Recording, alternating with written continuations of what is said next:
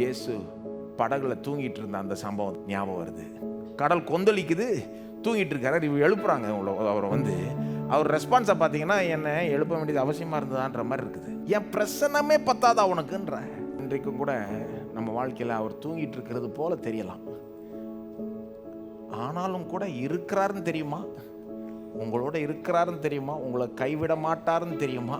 அப்போ அவர் தூங்கிட்டு இருக்கிற மாதிரி, கண்டுக்காம இருக்கிற மாதிரி, எல்லாத்தையும் அனுமதிக்கிற மாதிரி தெரிஞ்சா கூட அவர் இருக்கிறதே உங்களுக்கு பெரிய ஒரு ஆறுதல், என் தைரியத்தையும் உங்களுக்கு தரணும்.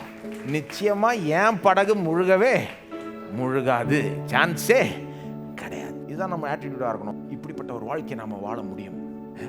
நடக்கிற எல்லாத்தையும் கண்டுட்டு பயந்துக்கிட்டு இல்லாம, என்ன நடந்தா என்ன, இயேசு இருக்கிறார், அவர் பார்த்து கொள்வார்னு சொல்லக்கூடியவர்கள் நம்ம.